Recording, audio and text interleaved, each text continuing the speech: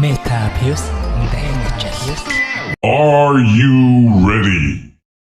За тэгээд урамтай штэ намайг дэмждэг тэг хүмүүстээ маш их баярлалтай шүү. Тэгээд та бүхэндээ би өнөөдөр маш гоё аний болго 365 days the wedding гэдэг нэртэй анимиг маш товчхон гоё яриад өгье л гэж бодлоо. Дартаг юм дараад намайг дэмжээрэй. Цааш анимуудаа сайхан яриад явчихна. Токио хотын шуугантай гудамжинд олон өндөр барилгууд донд Тара Сото гэдэг залуу номын дэлгүүрт ажилладаг байжээ.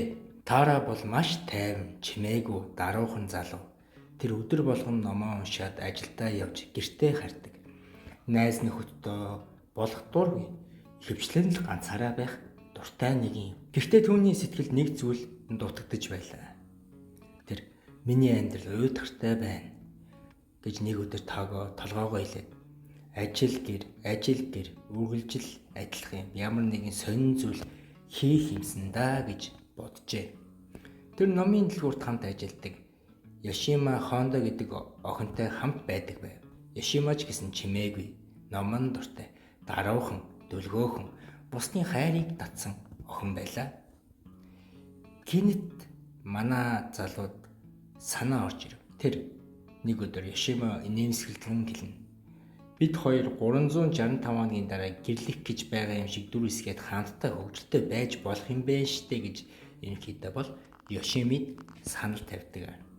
Яшими гайхаж жаахан инээгээд юу гэж гэрлэн гэж нүүрэн чимбидлээ улаана. Жоохон охинд болоош тэрв эсвэл ичимхий охин болоош тэрв.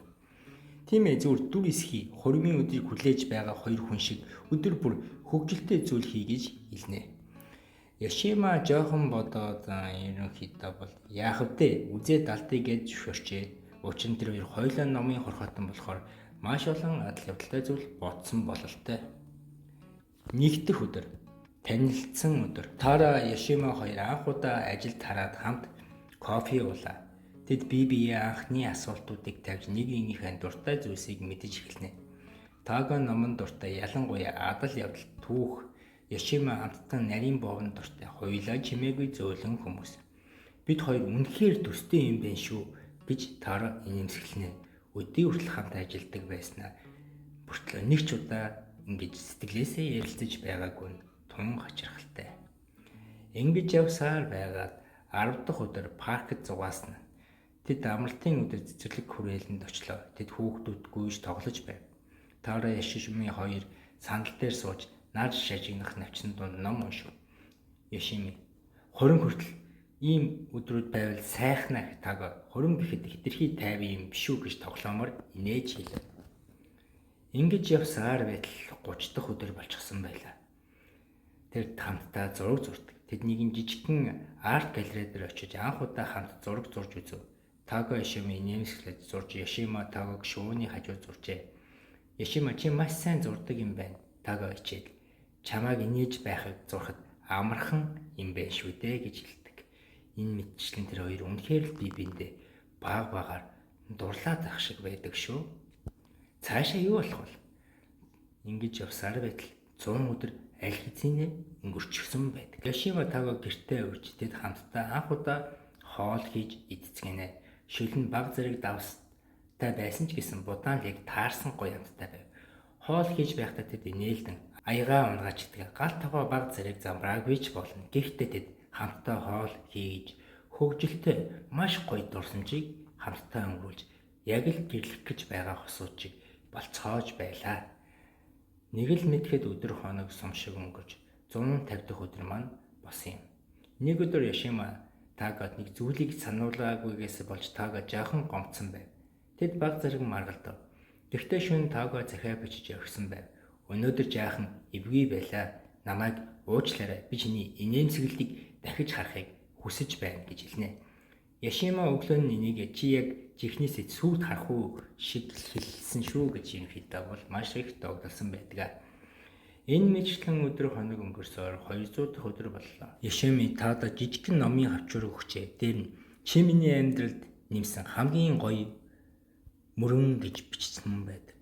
Тага тэр хавчуурыг өдөр бүр ашиглан номоо уншин тэмдэглэдэг болсон юм. Ном уншдаг хүмүүст хамгийн хэрэгтэй зүйлийг өгсөн байж таардаг.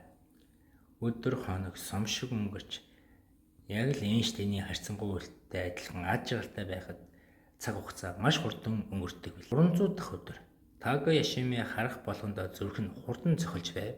Тэр зүгээр найз минь гэж хэлэхэд хитрхи онцгой болжээ. Энэ магадгүй жинхэнэ хайр сэтгэлж байж магадгүй. Яшимач мөн адил Тагог байхгүй сандаг болжээ. Гунигэлдэг болжээ. Ганцаарддаг болжээ. Сонин зүйл бодогддог болжээ. Магадгүй тэр хоёр ихлүүлсэн тоглоомоор 365 дахь хоногийн дараа гэрлэн гэдэг нь үнэхээр л би биендээ сайн болцоож байгаа юм болов. Энэ мэдчлэн өнгөрсөөр хагаад 365 дахь өдөр хурмын өдөр ирлээ. Тэд хамтдаа цэцэрлэг хүрээлэнд очив. Тэнд бүх зүйл эхэлсэн шүү дээ. Нар хурц навчнууд сэрсэр хийж байлаа. Тага гараа хатган анх зүгээр л жүжиглэе гэж хэлсэн. Гэхдээ одоо би жигнэсээ чамд дуурсан. Яшимэ баг зэргүүлж инээмсэглээд би ч бас чи бол миний хайр. Тэд инээмсэглэн бие бинээ тэр жүжиг байсан ч жинхэнэ хайранд хүргэдэг 365 дахь өдөр байжээ. Сүүлдэн тэр хоёр 365 хоногийн турш хоёр хүн энгийн тоглоом ихсэн ч харилцаа жинхэнэ хайр болгон хувирсан хамтдаа маш гоё дурсамжуудыг өнгөрүүлсэн байдаг. Энэ тэр хоёрын хувьд хизээж мартагдашгүй. Хурим бас хизээж мартагдашгүй 365 гайхалтай өдрүүд байсан юм. Энэ анимыг үзэж байгаа хүн болгон өөрхөн хостойгоо хамт үзвэл маш тохиромжтой аним гэж би бодож байна. Тэгээд энэ аним та бүхэнд үнэхээр таалагдсан бол хуруунуудаа лайкуудаа дараа. Тэгээд цааш тэгээд илүү хурдан бичлэгүүдээ хийх болно.